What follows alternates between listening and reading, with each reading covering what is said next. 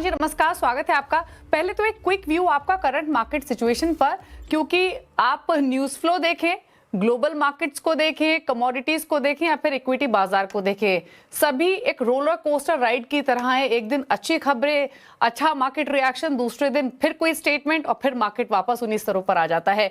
कितना डिफिकल्ट होता है इस तरीके के माहौल में पोर्टफोलियो प्लानिंग करना, पोर्टफोलियो के साथ बने रहना? किस तरीके के सवाल यूजुअली इन्वेस्टर्स के मन में आते हैं? क्या सलाह यहां पर होनी चाहिए इन्वेस्टर्स के लिए? क्या व्यू है आपका ओवरऑल एग्जिस्टिंग सिचुएशन पर? तो थैंक यू। एक तो पहले तो बड़ा बड़ा बड़ा धन्यवाद हमारे हमको इस शो पे आने के लिए। सो अगर आप मुझे पर्सपेक्टिव पूछेंगे मैक्रो मार्केट एनवायरनमेंट का, सो हमारी अंडरस्टैंडिंग ऐसी है कि ऑब्वियसली जो लॉन्ग टर्म इन्वेस्टमेंट जब भी रहती है, उस टाइम पर हम लोग को ये जो मार्केट में उतार चढ़ाव रहते हैं, और आपने जैसे बोला कि जो volatility is the new game. So उस माहौल में हमारा व्यू हमेशा ऐसा रहता है कि जो लॉन्ग टर्म फंडामेंटल्स इकोनॉमी पे है, उसके हिसाब से इन्वेस्टर को निवेश करना चाहिए। अगर मैं आज भी देखूं, और if I look across at various aspects, जैसे ग्रोथ, आपका इन्फ्लेशन साइकिल कैसे रहेगी क्रूड के वजह से, आपका करंट अकाउंट डेफिसिट और फिस्कल डेफिसिट, ये जो 4-5 वेरिएबल्स होते हैं जो देश की इकोनॉमिक स्ट्रेंथ कैसे रहेगी माहौल में, वो दर्शाते हैं। मुझे ऐसा लगता है कि अगर क्रूड 90 से $100 के बीच में भी रहता है, तभी भी ग्रोथ पे जो इम्पैक्ट है वो बहुत ज्यादा नहीं आएगा, बिकॉज अपनी इकोनॉमी काफी लोकल लिंक्ड है। Local economic factors, employment, banking sector, ये सारे सेक्टर्स काफी अच्छे करेंगे।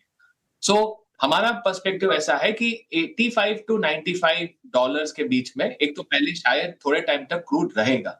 अगर वो बेस के सिनेरियो बिल्ड करते हैं, तो ग्रोथ, मुझे लगता है कि जो 7% का ग्रोथ का संभावना था, ग्रोथ जीडीपी ग्रोथ रेट का, वो शायद कम होके 6.5 के आसपास आ सकता है for FI next year, for FY 27। Secondly, inflation, जो महंगाई की लोगों को चिंता होने शुरू हो जाती है जब क्रूड, स्पेसिफिकली द ऑयल का दाम बढ़ने लगता है।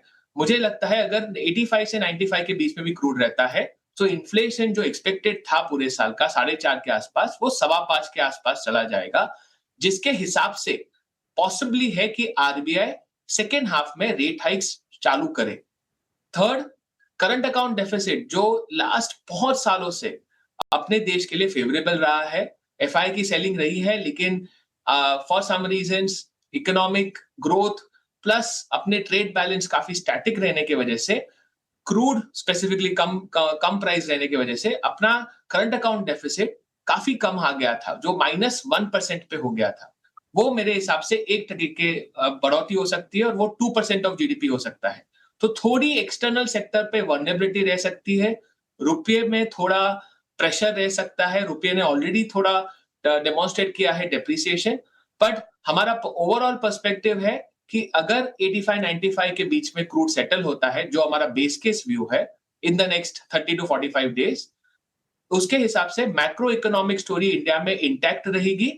हो सकता है आरबीआई को सेकेंड हाफ में रेट हाइक करना पड़े, बट अगर दूसरी प्रोबेबिलिटी पैन आउट होती है, जो हमारा बेस केस व्यू नहीं है, कि जहां पे क्रूड वॉर कंटिन्यू होती है और क्रूड प्राइसेस 120, 130, $140 चले जाते हैं, उस टाइम पे हमें लगता है कि माहौल जो इन्वेस्टर्स का, स्पेसिफिकली इन्वेस्टर को क्या करना चाहिए, इन्वेस्टर्स को थोड़े टाइम के लिए रुककर, in near term they will get better opportunities to invest in every asset class। उस टाइम पर सारे एसेट क्लासेस में थोड़ा पेन आ सकता है, थोड़े माहौल, थोड़े महीनों तक, नेक्स्ट 2-3 महीने तक, because war kind of scenario में मार्केट में उथल पथल और वोलेटिलिटी ज्यादा बढ़ जाएगी, और नेक्स्ट 2 से 3 महीने के लिए सारे एसेट क्लासेस में अंडर परफॉर्मेंस आ सकती है।